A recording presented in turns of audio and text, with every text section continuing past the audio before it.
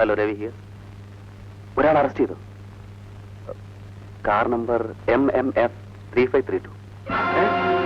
Police വിളിച്ചു. Mister Ravi, നിങ്ങളെപ്പോലുള്ളവർ ഒരിക്കലും ഇങ്ങനെ പറയാൻ പാടില്ല. ശരിയാണ്. പക്ഷേ ഞാനും എന്റെ ഭാര്യയും വീണ്ടും അവഹേളിക്കപ്പെടാൻ മാത്രമേ ഈ കേസ് ഉപകരിക്കൂ.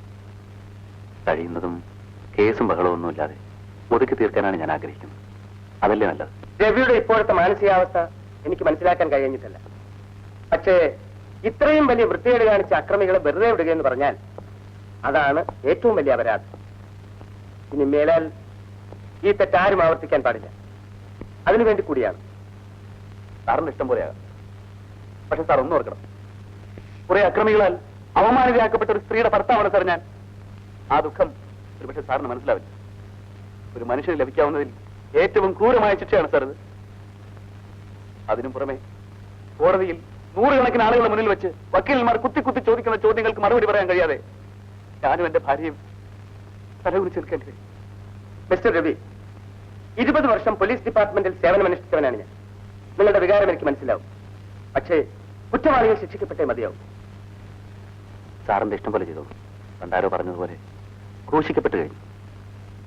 ഇനി വേദന അനുഭവിച്ചല്ലേ മതിയാവും. Okay sir. സാർ എപ്പോൾ വിളിച്ചാലും ഞാൻ വരാം. Bye how is your wife? She is okay.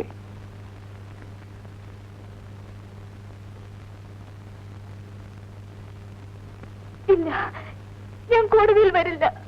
Sindhu, എന്നെ കൊണ്ട് വയ്യ രവിയത്ത. ഞാൻ അനുഭവിച്ച വേദനകൾ പോരാഞ്ഞിട്ടാണോ ഇനി കോടതിയിൽ വെച്ചുകൂടി? ഇല്ല, ഞാൻ വരില്ല. അവരെ വെറുതെ വിടാൻ പാടില്ല. എന്തു? എനിക്ക് അവരോട് പ്രതികാരം ചെയ്യണം. ലോകത്തൊരു സ്ത്രീക്കും ഇനി ഇങ്ങനെ സംഭവിച്ചുകൂടാ. അല്ലെങ്കിൽ നീ പറയൂ, ഞാൻ പോയി അവരെ കൊന്നിട്ട് വരാം.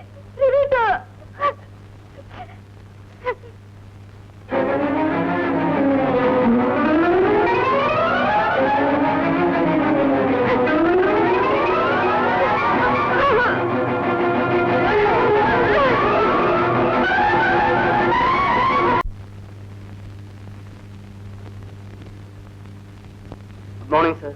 Good morning. ഇരിക്കൂ. ഞാൻ ഇവർക്ക് വേണ്ടി ജാമ്യം എടുക്കാൻ വന്നതാണ്.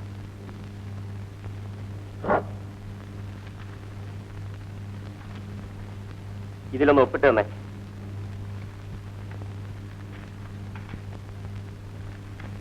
ഗോപാലൻ നായരെ, അവനെ കൂടി ഇനി വിളിക്കൂ. സാർ.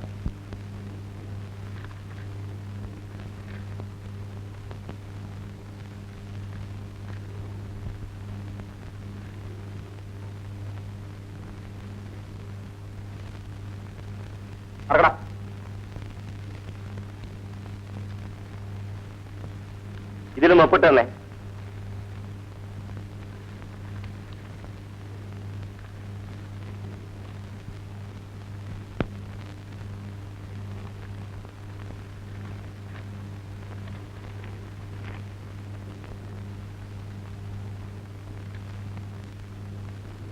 Thank you sir.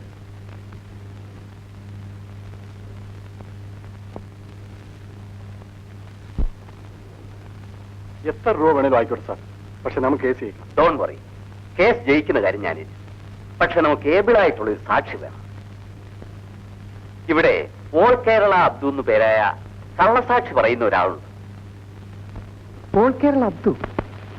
അയാൾ എവിടെ ചെന്നാ കാണാൻ പറ്റും സാർ? മാർക്കറ്റിനടുത്ത് അവന്റെ വീട്. അവിടെ ആരോടെങ്കിലും ചോദിച്ചാൽ അവന്റെ വീട് കാണിച്ചു. അപ്പോൾ അവനെ പിടിച്ചാൽ മതിയല്ലോ. അത് ഞങ്ങളേറ്റു. അപ്പൊ ഞാൻ ഇറങ്ങട്ടെ, എല്ലാം പറഞ്ഞതുപോലെ.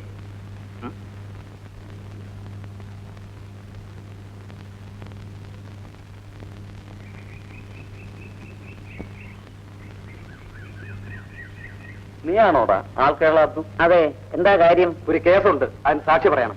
കള്ളസാക്ഷി പറയുന്ന പണിയാൻ നിർത്തിയല്ലോ. ആർക്കാണെന്ന് അതിന്റെ വിചാരം? ഏത് ദേവേന്ദ്രനായാലും. ഇത് കൊച്ചു മുതലാളിക്ക് വേണ്ടിയാ. ഏതാണോ എന്റെ കൊച്ചുമുതലാളി? ഓഹോ, കൊച്ചുമുതലാളി ആരാണെന്ന് അറിഞ്ഞാലേ നീ പറയത്തുള്ളോ? അവന്റെ തന്ത വലിയ മുതലാളി ഉണ്ടല്ലോ, അയാൾ വിളിച്ചാൽ അബ്ദു വരികയല്ല, പിന്നെ അവന്റെ കൊച്ചുമുതലാളി. എങ്കിൽ നിന്നെ ഞങ്ങൾ കൊണ്ടുപോകും, അത് തീർച്ച. പട്ടികളെ, ഒരടി മുമ്പോട്ട് വെച്ച എല്ലാത്തിന്റെ മയ്യത്തേനെടുത്തിട്ട് കൊണ്ടുപോടാ.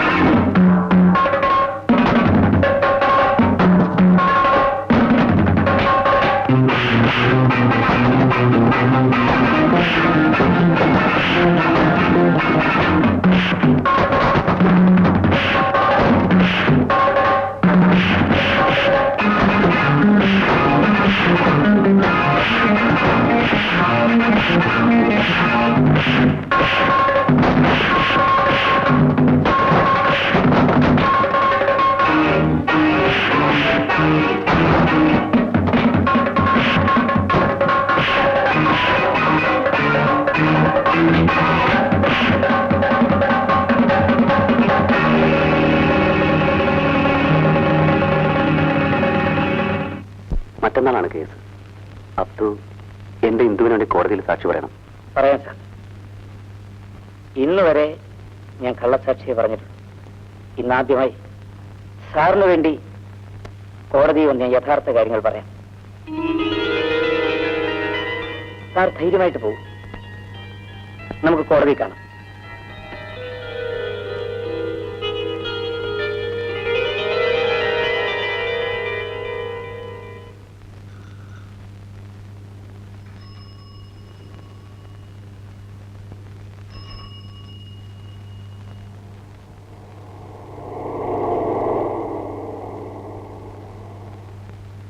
ഒന്ന് നിൽക്കണേ.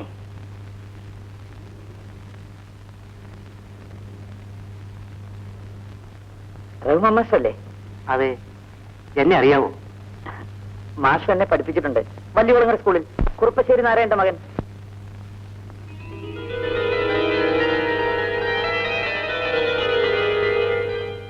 നാരായണന്റെ മകൻ കൂടിയോ? അതെ. നിന്നെ കണ്ടിട്ട് എനിക്ക് മനസ്സിലായില്ല. സാർ ഇവിടെ? ഞാനിവിടെ ഈ ഓഫീസ് വരെ പോയതാ. വരും സാർ, എന്റെ വീട്ടിലേക്ക് പോവാം. വീട്ടിൽ ഉമ്മയുണ്ട്. നിന്റെ അമ്മ മരിച്ചു പോയില്ലേ? പിന്നെ ഈ ഉമ്മ? ഞാനിപ്പോ പഴയ ഗോപിയല്ല, അബ്ദുവാണ്. എന്നെ ഗോപിയായിട്ട് അറിയാവുന്ന ഒരേ ഒരാൾ ഇപ്പൊ ഇവിടെ മാഷ് മാത്രമേ ഉള്ളൂ. നീ എന്താണ് ഈ പറയുന്നത്? എനിക്കൊന്നും മനസ്സിലാകുന്നില്ല. ഞാനെല്ലാം പറയാം. അച്ഛൻ മരിച്ചതിന് ശേഷം വീട്ടിൽ അമ്മയും ഞാനും എന്റെ കൊച്ചു പെങ്ങളും മാത്രമായി. പട്ടിണിയും ദാരിദ്ര്യവും കൊണ്ട് വിശന്ന് വലഞ്ഞപ്പോ ഒരു ദിവസം ഞാൻ നാട് വിട്ടു. കൈ വണ്ടിക്കാശ് മാത്രമേ ഉണ്ടായിരുന്നുള്ളൂ.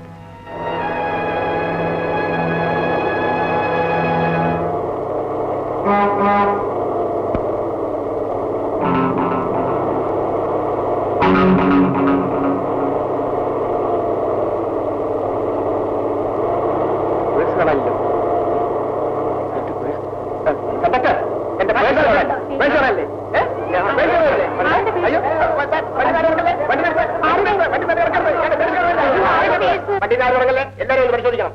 ഇവരെ സഞ്ചി ഒന്ന് നോക്കിക്കളയാ. ഇതൊന്ന് നോക്കട്ടെ. ഈ പൈസ ഇതാണോ?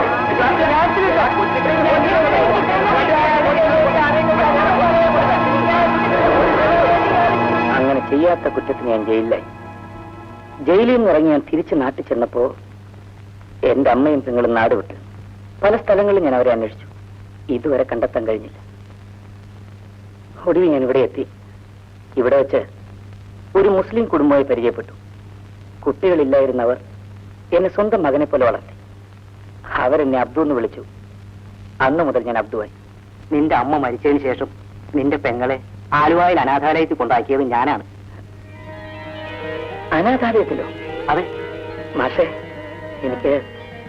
എനിക്കെന്റെ പെങ്ങളെ കാണണം. അനാഥാലയത്തിൽ നിന്ന് അവളെ വിളിച്ചോണ്ട് വന്ന് നല്ല നല്ല വിവാഹം കഴിപ്പിച്ചയക്കണം. എങ്കിൽ മാത്രമേ ഞാൻ ഇതുവരെ ജീവിച്ചതിന് അർത്ഥം ഉണ്ടാവും. എന്താ മോനെ ഈ കേൾക്കണത്? എവിടെയും പോനെ എന്റെ പെങ്ങള്? ആലുവായിൽ ഒരു അനാഥാലയത്തിൽ. അല്ലാ, ആരാ മോനെ എന്നോട് പറഞ്ഞത്? എന്നെ പഠിപ്പിച്ചൊരു സാറിനെ ഞാനിപ്പോ കണ്ടു. പുള്ളിക്കാരൻ പറഞ്ഞതാ. ഞാൻ നാളെ ആലുവയ്ക്ക് പോവാ. മോനോളെ ഇങ്ങോട്ട് വിളിച്ചിട്ട് വാ. മക്കളില്ലാത്ത എനിക്ക് പടച്ചോണ്ടൊരു മോനെ തന്നു, ഇപ്പൊ ഒരു മോളെ. മോൻ നാളെ തന്നെ ആലുവായിക്ക് പോണം. ശരി ഉമ്മ, ഞാനിപ്പോ വരാം. എവിടെ പോണോ? എനിക്കിന്നൊരു കേസുണ്ടമ്മ, സാക്ഷി പറയാം. വേഗം വരണം.